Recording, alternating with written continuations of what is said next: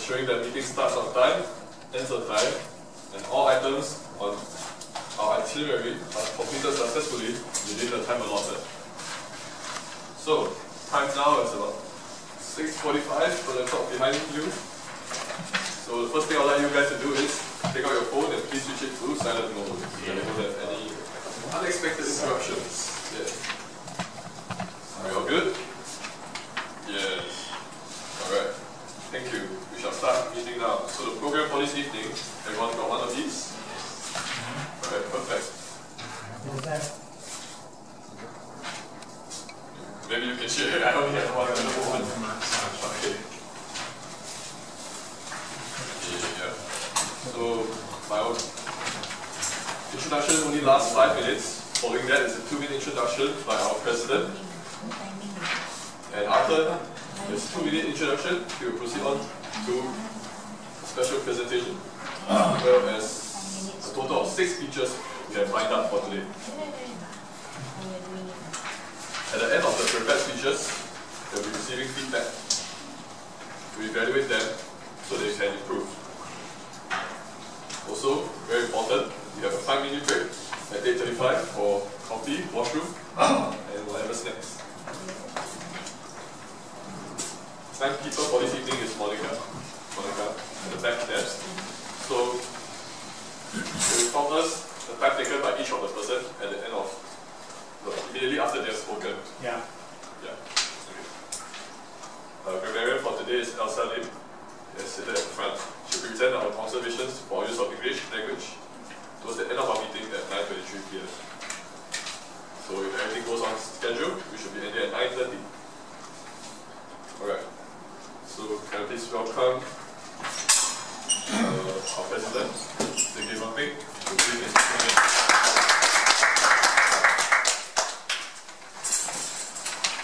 Thank you, Chong Lim. Some of you are here for the first time.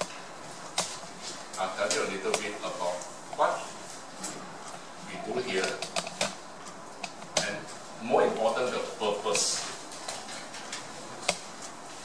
The purpose is, number one, to be effective in life. It's not about learning to speak and win a trophy on the stage and many people clap hands. That is not what we are about. So how do you be effective? You get, first thing, your personal brand must be correct. When people look at you, what do they see? Do they trust you? Would they believe you? Would they do what you ask of them? That is about your branding. When your branding is weak, no matter how good your product, how good your services, how hard you try, it's not going to work. First thing is your branding.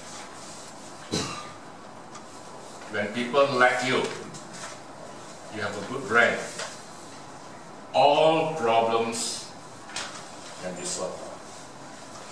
When your brand is bad, nobody likes you. Small problem becomes big problem.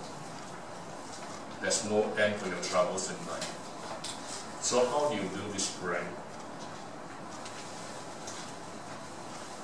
Example, coming here in time. You may think, small matter, I'm a bit late, whatever. But in the subconscious mind, if I cannot trust you on this promise to be here at 6:30, how do I trust you to deliver on the service I promised you? It's not a conscious decision, that's where the problem is. You got no chance to explain and counter, but it's in the subconscious. Right? Subconscious mind, people already decided. Cannot be trusted. So, no matter how good you are, what wonderful products you have, fail, you get nothing. So these are the little things you learn, you practice. But my time is up, so I'll tell you a little bit more He became late until about 9:28. Thank you.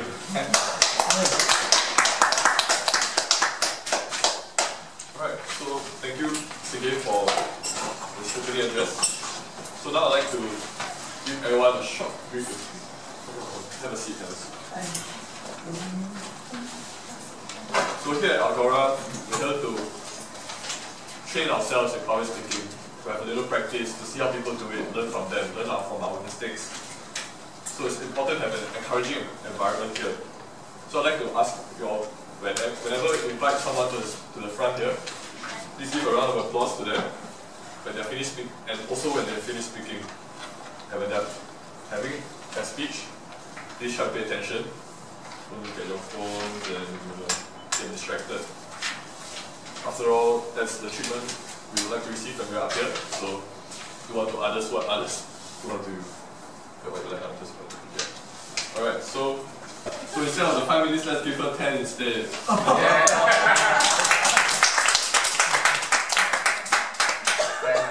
8, 9, 10. That is the whiteboard. Oh yeah. You are right there. You are what you mean. Good evening, friends. I'm your language evaluator tonight. First of all, I'd like to say that I'm not a language expert, although I use language a lot. I cannot really explain the rules of English grammar very well. But I can tell you what is correct usage and not correct usage. But just don't ask me about the technicalities. Right? Because I left school a long time ago, so I don't remember. But I'll try my best. Now, tonight's meeting, I would like to present the good usages of language and also instances where you need some corrections or instances where you use language incorrectly. So first of all, I'll start off with the good. Tonight I heard very good use of words such as alliteration. Can anyone tell me what does alliteration mean? What is an alliteration? Does anyone know? Words that start with the same syllable. Yeah, the words that start with the same letter or the same sounding word. Okay, such as encouraging environment is an E and E. That's an alliteration. Now, when you use alliteration in your language, your words somehow sound more musical. If you don't believe me, just take any pop song, any popular song, you will be able to notice that there are words like that rhyme, like encouraging environment, E and E. So open your eyes wide, look up for alliterations wherever you hear a song or read any books. Now, I also like creative usage. Like for instance, our first speaker said, when leaders fail, jobs are shattered. Now, she could have said, when leaders fail, jobs are lost or jobs are gone. Lost and gone are very common words, but instead she used a very special word, shattered. Now when she uses such a word, a colorful word, what comes to your mind? Shattered. What comes to your mind? Yeah. Something is broken, something is totally,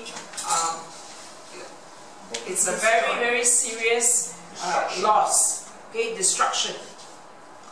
Another example of alliteration, fear of firing, F and F.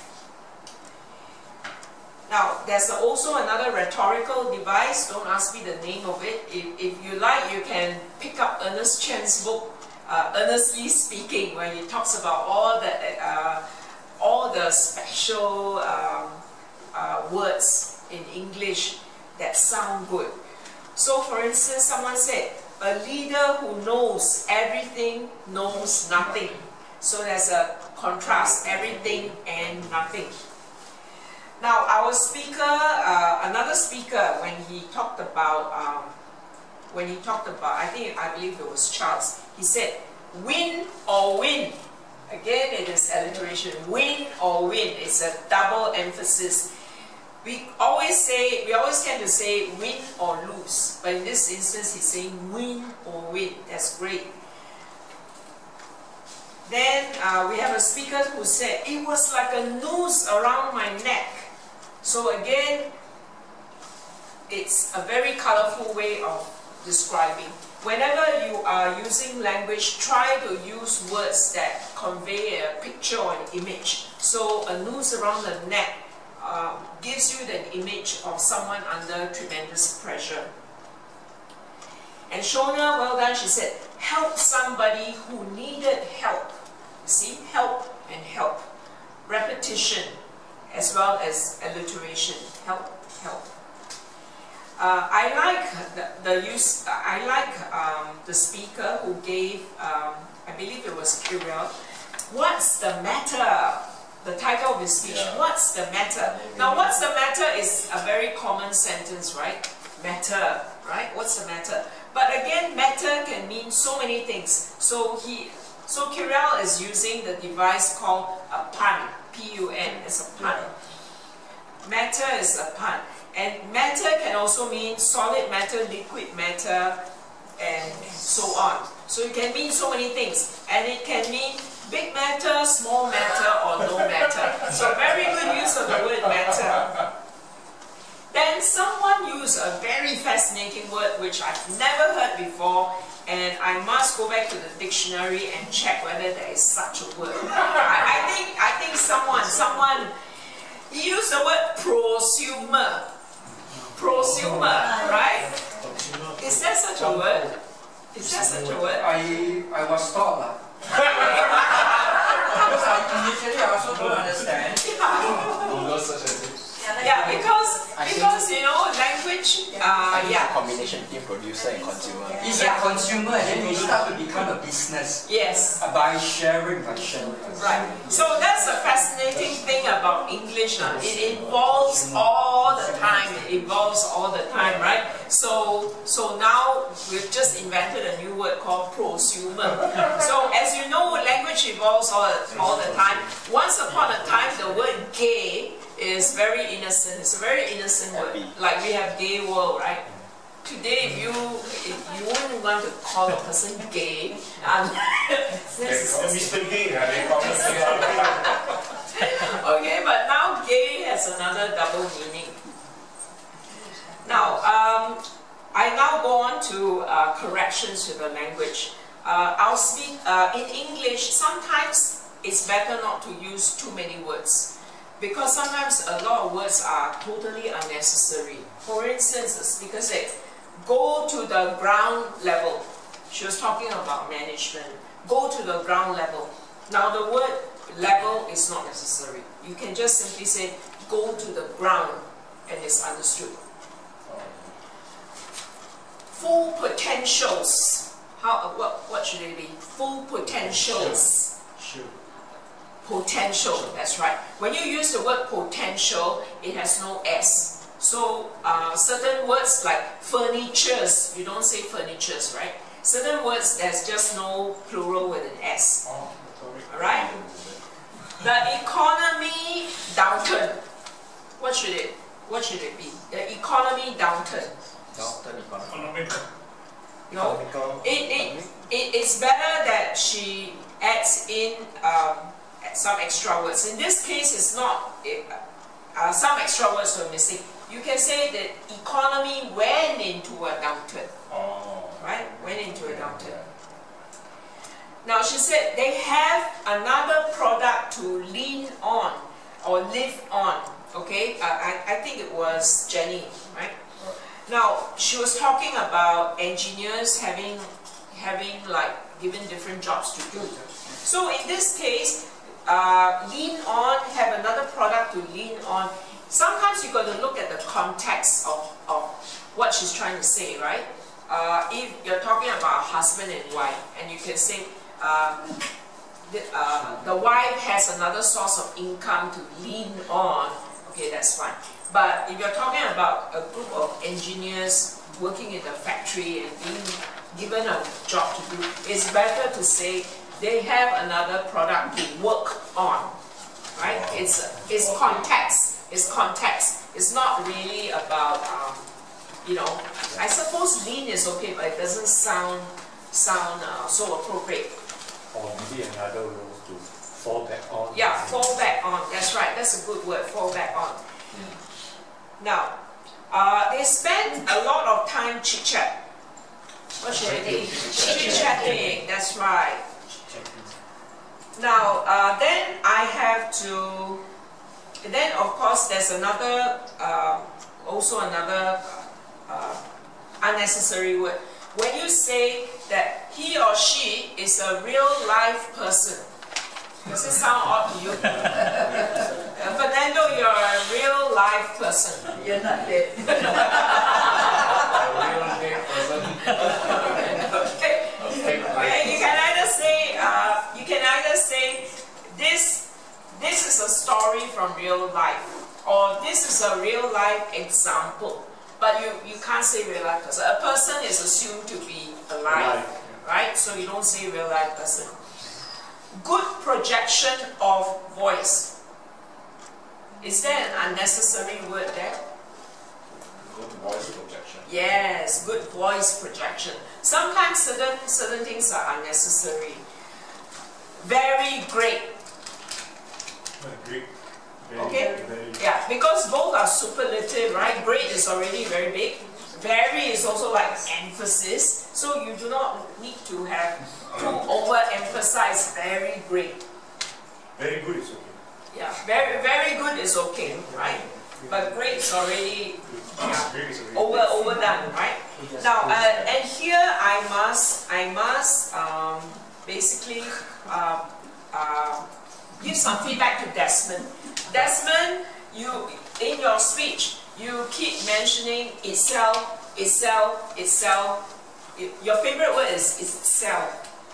Did anyone notice that? That every sentence has an itself in it. Like for instance, the fourth reason itself, this product itself, this thing itself. It could be very unconscious, you know, but you don't need to use itself too many times. For instance, you can say, the final reason is that, and you go on. You don't have to say the final reason itself. That's too much emphasis. Also, okay, so I come to pronunciation. Pronunciation, common mistake.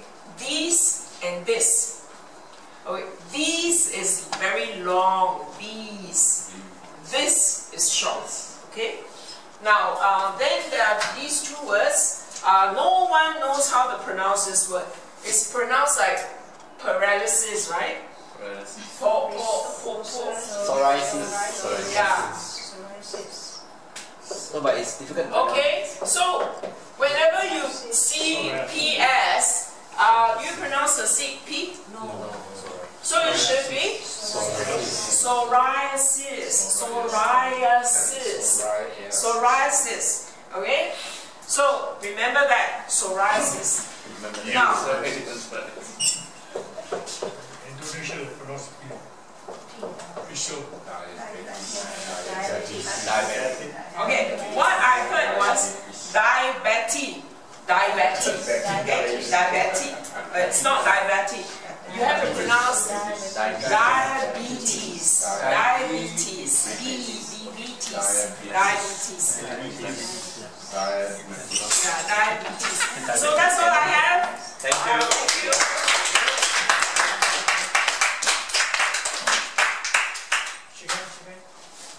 Well done. Thank you, Elsa, for a brilliant review for the entire evening. Alright, so let's welcome Mr. Gevanping for his closing applause. I told you about Agora Toastmasters Club. Not Agora Singapore Speakers Club. I told you about the purpose.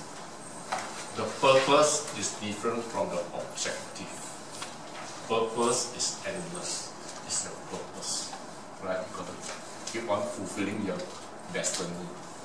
Now the purpose is helping us to become a better communicator, a better leader, a better mother,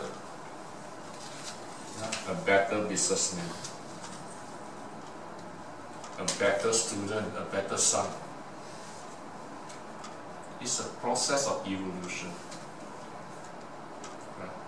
Eventually you become a better person. Now this thing cannot happen in one meeting. You come here, you learn so many stuff and you become a better person. If you expect that, then you are expecting like, I'm going to buy a Bible, hold it in my hand, I walk into a church, I'll be an instant wonderful Christian. It doesn't work that way, right? So how do you become this better person? You want to say something? No. Okay. But as a Christian, actually, if that happens, right, some people do have their testimonies that where people come to church, right, then because they attend a service they really like or something, then they have they claim they saw the light. Yeah, they say they have a transformation. The lights switch on and then they change, right? Yeah. Now, what really changed in the person is your behavior, your habit, your way of life. The difference between those who succeed and those who don't succeed is not how clever they are, how qualified they are, what title they hold. The difference is in their habits. You do things habitually, correctly. It's no good being a golfer and being able to hit and score very well at one game, but next game you're done. No consistency, you're finished. Same with bowlers.